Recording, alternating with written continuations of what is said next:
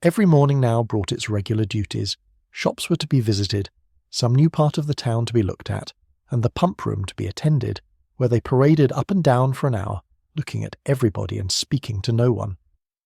The wish of a numerous acquaintance in Bath was still uppermost with Mrs. Allen, and she repeated it after every fresh proof, which every morning brought, of her knowing nobody at all.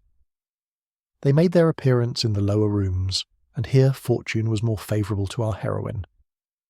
The master of the ceremonies introduced to her a very gentlemanlike young man as a partner. His name was Tilney.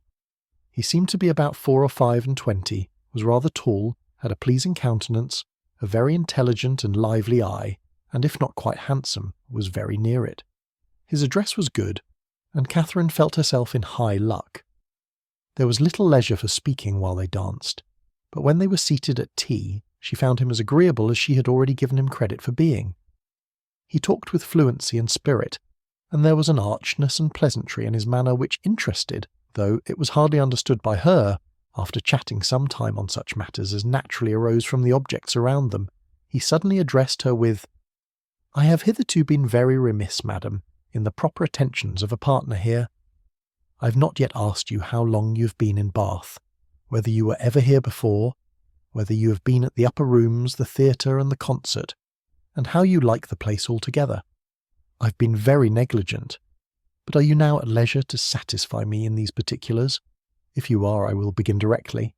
You need not give yourself that trouble, sir. No trouble, I assure you, madam." Then, forming his features into a set smile and affectedly softening his voice, he added with a simpering air, "Have you been long in Bath, madam?" "About a week, sir," replied Catherine, trying not to laugh.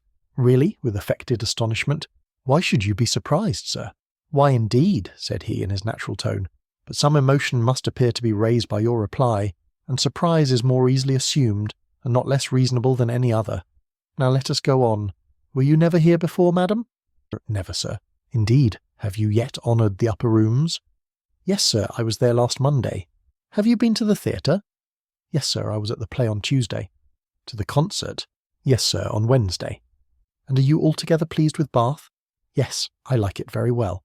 Now I must give one smirk, and then we may be rational again." Catherine turned away her head, not knowing whether she might venture to laugh. "I see what you think of me," said he gravely. "I shall make but a poor figure in your journal tomorrow." "My journal?"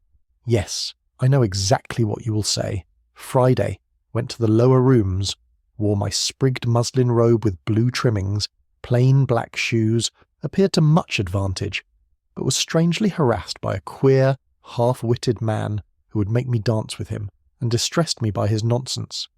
Indeed, I shall say no such thing. Shall I tell you what you ought to say, if you please? I danced with a very agreeable young man, introduced by Mr. King, had a great deal of conversation with him, seems a most extraordinary genius, hope I may know more of him. That, madam, is what I wish you to say. But perhaps I keep no journal. Perhaps you are not sitting in this room, and I am not sitting by you. These are points in which a doubt is equally possible. Not keep a journal. How are your absent cousins to understand the tenor of your life in Bath without one? How are the civilities and compliments of every day to be related as they ought to be, unless noted down every evening in a journal? How are your various dresses to be remembered, and the particular state of your complexion and curl of your hair to be described in all their diversities, without having constant recourse to a journal? My dear madam, I am not so ignorant of young ladies' ways as you wish to believe me. It is this delightful habit of journaling which largely contributes to form the easy style of writing for which ladies are so generally celebrated. Everybody allows that the talent of writing agreeable letters is peculiarly female. Nature may have done something, but I'm sure it must be essentially assisted by the practice of keeping a journal. I have sometimes thought, said Catherine doubtingly, whether ladies do write so much better letters than gentlemen. That is, I should not think the superiority was always on our side. As far as I have had opportunity of judging, it appears to me that the usual style of letter-writing among women is faultless, except in 3 particulars. And what are they? A general deficiency of subject, a total inattention to stops, and a very frequent ignorance of grammar. Upon my word, I need not have been afraid of disclaiming the compliment. You do not think too highly of us in that way. I should no more lay it down as a general rule that women write better letters than men, than that they sing better duets or draw better landscapes. In every power, of which taste is the foundation, excellence is pretty fairly divided between the sexes. They were interrupted by Mrs. Allen. "My dear Catherine," said she, "do take this pin out of my sleeve. I am afraid it has torn a hole already. I shall be quite sorry if it has, for this is a favourite gown, though it cost but 9 shillings a yard." "That is exactly what I should have guessed it, madam," said Mr. Tilney, looking at the muslin. "Do you understand muslin, sir?" "Particularly well. I always buy my own cravats, and am allowed to be an excellent judge, and my sister has often trusted me in the choice of a gown. I bought one for her the other day, and it was pronounced to be a prodigious bargain by every lady who saw it. I gave but 5 shillings a yard for it, and a true Indian muslin."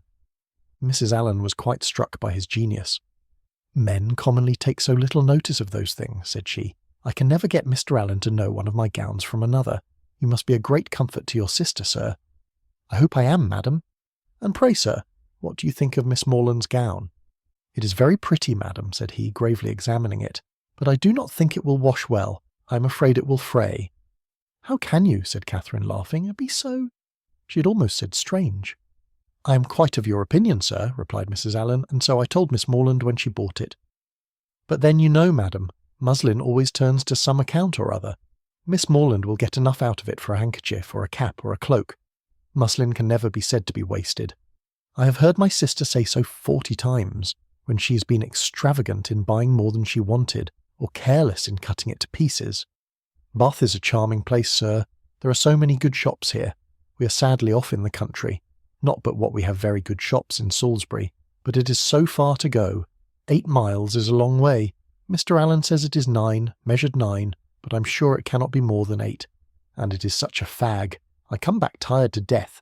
Now here one can step out of doors and get a thing in 5 minutes. Mr. Tilney was polite enough to seem interested in what she said, and she kept him on the subject of muslins till the dancing recommenced. Catherine feared, as she listened to their discourse, that he indulged himself a little too much with the foibles of others.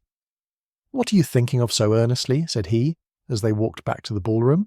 "Not of your partner, I hope, for by that shake of the head your meditations are not satisfactory." Catherine coloured and said, "I was not thinking of anything." "That is artful and deep, to be sure, but I'd rather be told at once that you will not tell me." "Well then, I will not." "Thank you, for now we shall soon be acquainted, as I am authorised to tease you on this subject whenever we meet, and nothing in the world advances intimacy so much." They danced again, and when the assembly closed, parted, on the ladies' side at least, with a strong inclination for continuing the acquaintance. Whether she thought of him so much, while she drank her warm wine and water and prepared herself for bed, as to dream of him when there cannot be ascertained. But I hope it was no more than in a slight slumber, or a morning doze at most, for if it be true, as a celebrated writer has maintained, that no young lady can be justified in falling in love before the gentleman's love is declared, it must be very improper that a young lady should dream of a gentleman before the gentleman is first known to have dreamt of her.